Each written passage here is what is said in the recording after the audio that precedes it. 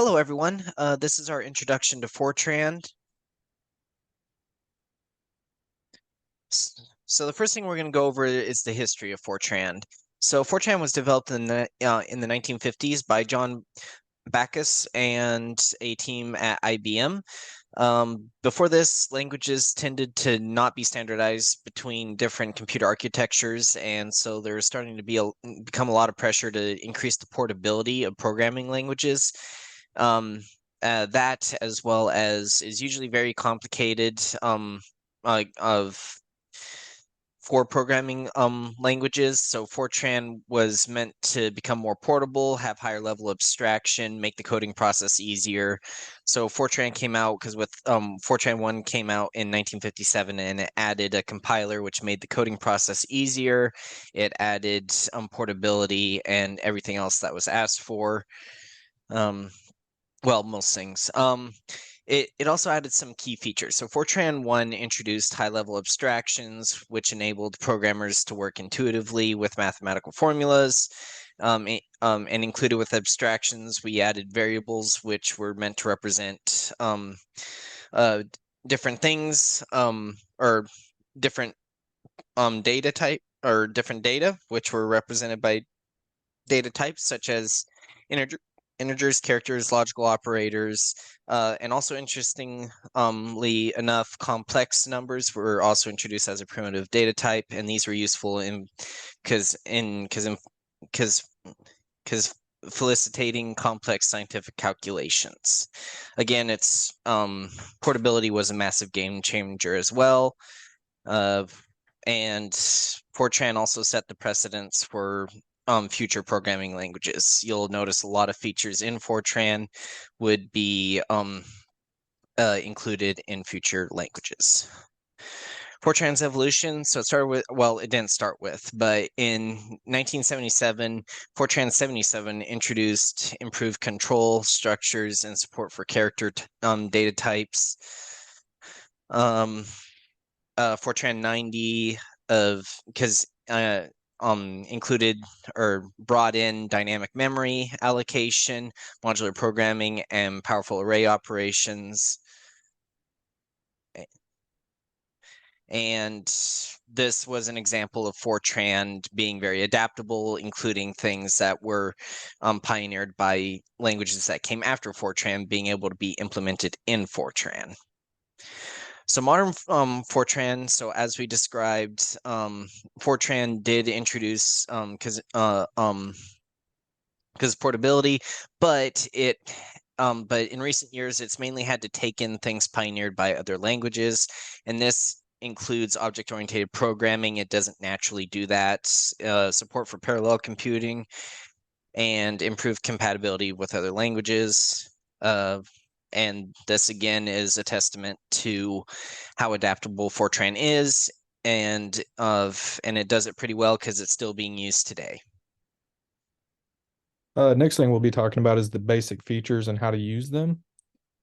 So, Fortran is a multi-paradigm language, meaning that the user can write programs in several different paradigms or styles. And a paradigm just basically refers to the style that is chosen when creating a program.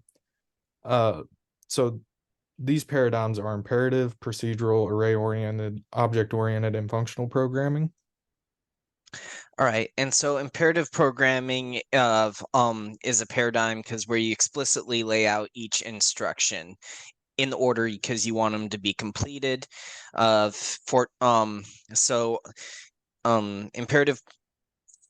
Imperative programming allows a programmer to explicitly specify a sequence of operations to be executed, and imperative programming is particularly suited for scientific and numerical computing, where control over low-level details is crucial for performance.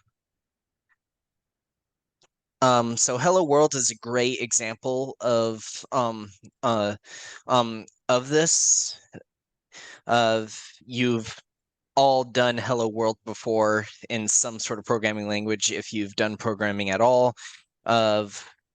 It just does so all it does is it outputs Hello World to the console because for you to view. Some examples on this code is there are comments which are shown by the explanation marks. You'll see that with Fortran, every program starts with program and then program name, in program, program name. Of that's just standard for all Fortran programs.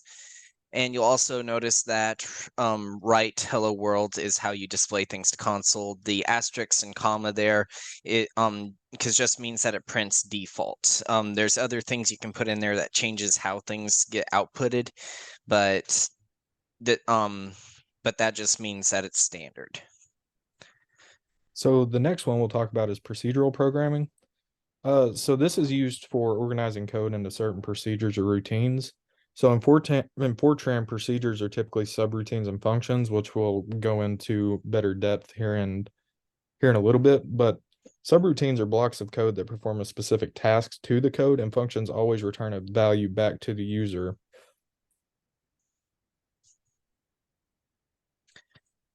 All right, and then array-oriented programming is really Fortran's bread, because bread and butter. It's what it was meant to do.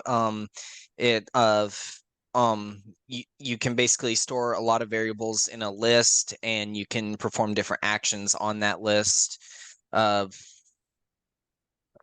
The oriented programming style is highly efficient for numerical computations, and that's why Fortran tends to be better at because numerical computations. So the next one we'll talk about is object-oriented programming. So Fortran traditionally has not been synonymous with object-oriented programming until a more recent standards, as you can see, 2003 and later, finally introduced object-oriented programming.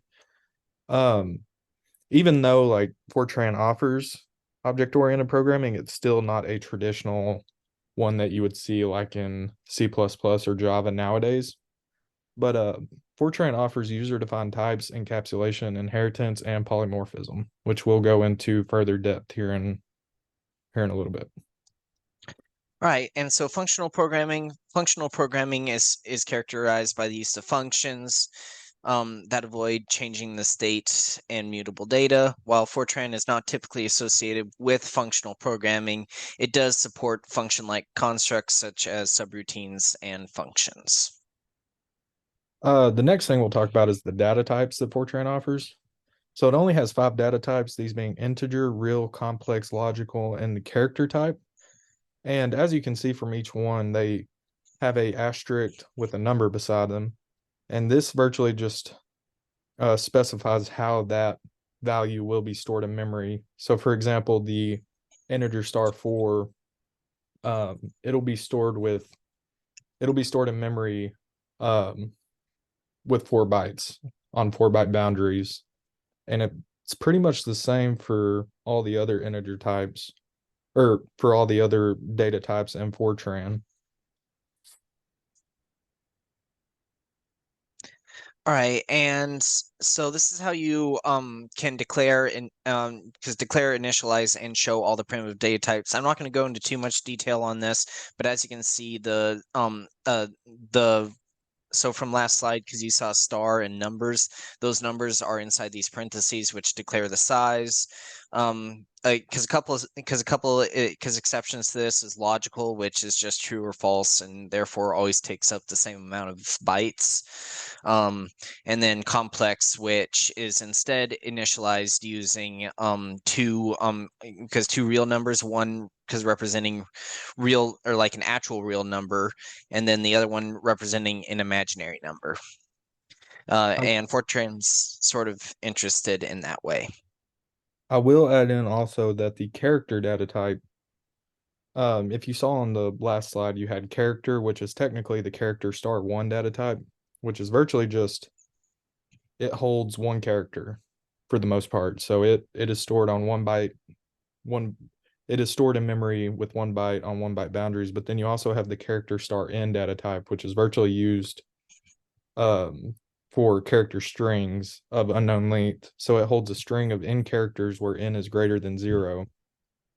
And it occupies n bytes of storage and is aligned on 1 byte boundaries. So that is also another cool thing of Fortran. If you have a string of unknown length, you can store it in the character star in data type.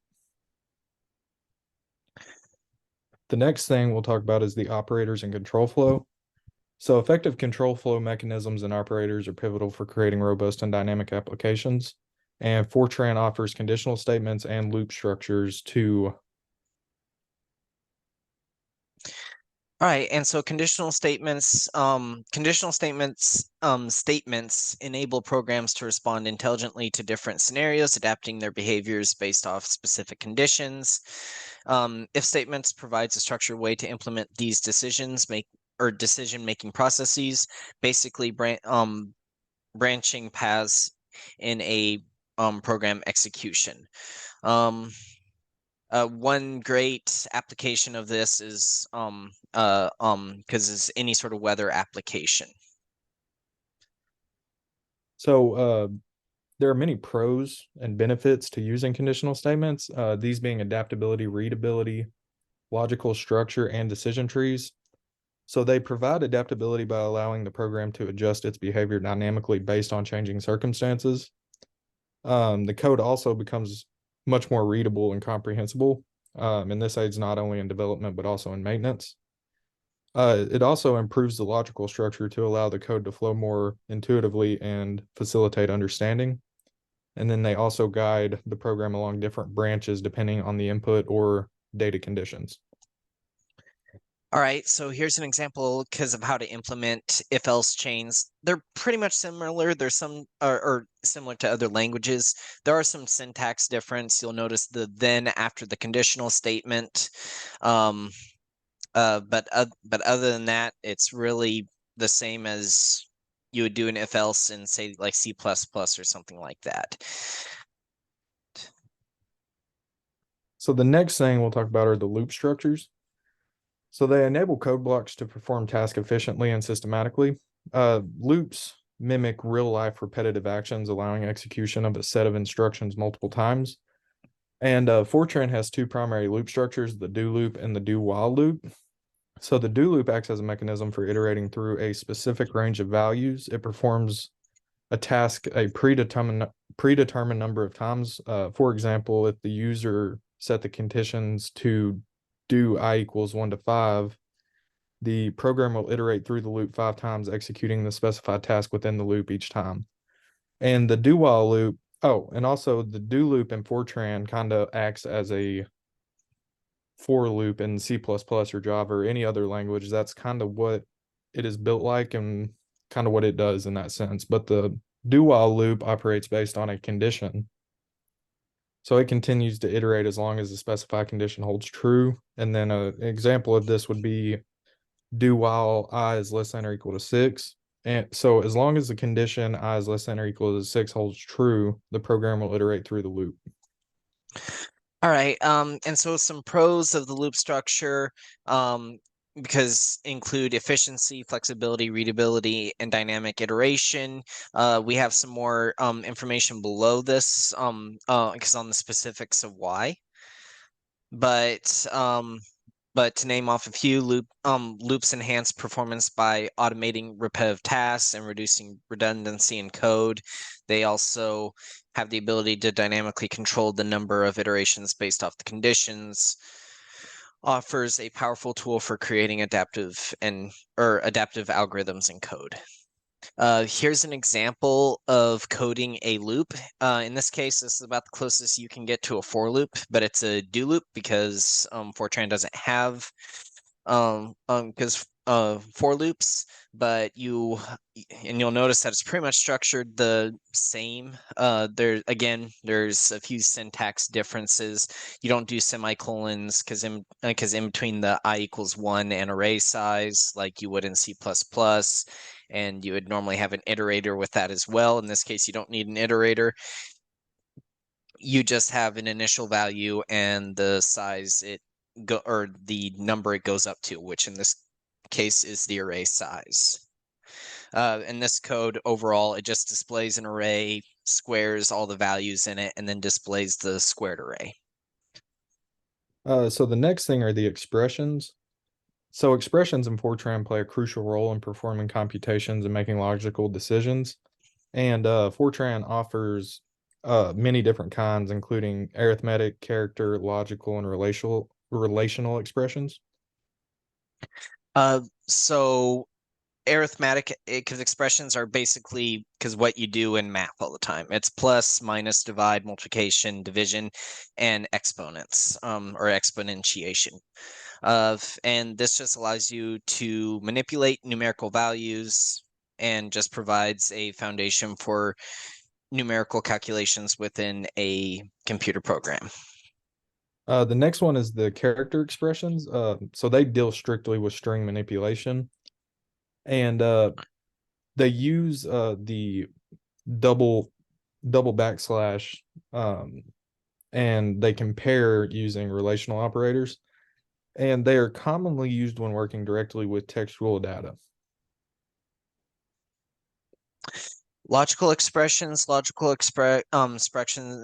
Expressions in Fortran involve logical operations such as and, or, and not. And these expressions are used in conditional statements in like for loops or conditional statements like if statements, and just helps the code make a decision on which programs to run based off of the data. And then the next one is the relational expressions. So these are used to compare values, and the relational operators such as the equals to, the not equal, the less than, greater than, less than or equal to, and greater than or equal to are some of the operators that can be used. And these expressions are fundamental for making decisions in program flow. Subprograms. So subprograms in Fortran are essential parts of the language that allow for more modular and organized program development. One is functions, which always return some sort of data type. So these are comparable to like in C++, your int functions, your string functions, just anything that returns something. Subroutines can still influence changes in variables, but they don't return anything. And so that's one of the key differences. So the first one is the functions. So these are encapsulated units of code designed to perform a specific task and always return a value back to the calling program. They are defined by using the function keyword followed by the name the user assigns to it. And that just virtually specifies what type will be returned. And then arguments are declared with their data types and intent, and then the result clause declares the variable that will hold the function's output. So the return values can be a scalar, an array, or even a complex data structure, and this provides flexibility in the types that can be encapsulated. And they encapsulate a specific piece of functionality, allowing programmers to isolate modularize computations. And this just enhances the overall structure of the code, making it look clean. And it also promotes the separation of concerns, as functions can focus on a single task without the need for the calling program to understand the details of the computation. And then they can also be reused across different parts of the program or even in different programs. And it just virtually promotes a modular approach to programming in Fortran. All right, so subroutines. So subroutines offer a mechanism for grouping related operations into single cohesive units. They, again, do not return any values to the calling program, and they perform a specific set of tasks, and any changes that they make to variables are reflected in the calling program's memory space. They share the same memory space as the calling program. So you first sort of create it using the subroutine keyword, then because you then give the name of the program. After that, any parameters you enter into it inside the parentheses, you'll need to declare the intent. In is for input, out is output. In out means you can both get information from it and also change it as well. And they're invoked by the call statement as well. So So go ahead. subroutines can also introduce side effects, and this can happen when variables are passed as arguments, since they can modify the context of those variables directly. And changes made to the variables within a subroutine will transfer over in the calling program, impacting the overall state of the program. Object orientation, this is the next paradigm. Fortran, for the longest part of its history, was not object orientated, but as things changed with modern languages, it needed to implement it into its structure. And so, um, in more modern versions of Fortran, they did incorporate modules and other types of object-oriented programming. So object orientation, so Fortran includes inheritance-like mechanisms through the ability to extend derived types. And these extended types inherit the properties and procedures of the base type, allowing the code to reuse for code reuse and specialization. It also supports polymorphism through generic procedures. A generic procedure can have multiple specific implementations, each tailored for a specific data type or set of data types. And this promotes code reuse by allowing the same operation to be performed on different types of data. It also supports dynamic memory allocation through allocatable components and derived types. And this feature allows for more flexibility in managing memory, especially for complex data structures with variable sizes. All right, so exception handling and optimization. Fortran primarily relies on program correctness and does not have a built-in exception handling system like, say, Java or C++.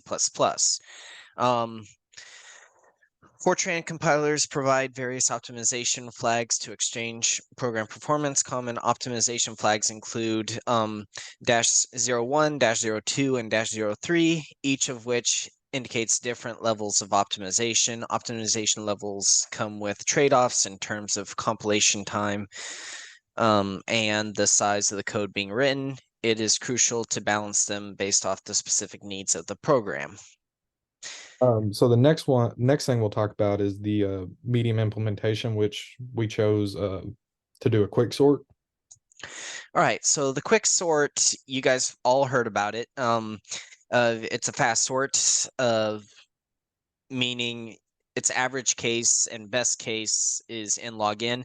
But in the case of quicksort, it's sort of unique among the fast sorts in that its worst case is actually n squared, which is similar to the slow sorts such as bubble selection and insert sort. I'm not going to go into too much detail. This is a driver program, so it's going to call in all of our subroutines. In this case, we decided to use subroutines. And it calls them using the call function. The call is sort of hidden off the side of the screen there. Random seed and random number, we did not create. Those come standard with Fortran, but we will be going over the print array, quick sort, and swap subroutines, which won't show up here, but will show up in the quick sort. All right, so here's the quick sort algorithm. It takes in the array, low and high, which represent the first and last variables in the array. As you can see, we have our intents declared for all of our parameters. In out is the array, in is low high. We also declare pivot, I and j, and temp. You'll see down there our swap subroutine. That's the subroutine I mentioned earlier.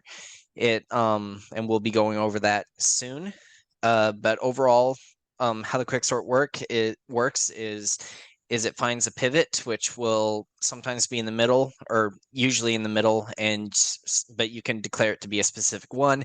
And then it has the two iterators, I and j, which start from low and high and iterate down, comparing the low and the high. And if the and if the low is higher than the high, it swaps it. All right, so here's the swap subroutine, and it basically takes in two array indexes, which represents different integers on the array, and it swaps them, and it just swaps them. It doesn't do any comparison. The quick sort subroutine does the comparison, and this just swaps it. All right, here's the print array of you've done this many times for different programming languages, but it basically takes in an array and the size of that array and will display each value inside of that array. And we use this for both the unsorted array and the sorted array. All right, So go our ahead. our evaluation of Fortran, so for simplicity and orthogonality, Fortran is known for simplicity and orthogonality, but lacks some modern language features. Um, so Fortran is tailored for numerical computing and provides standard control structures with a focus on array-based operations.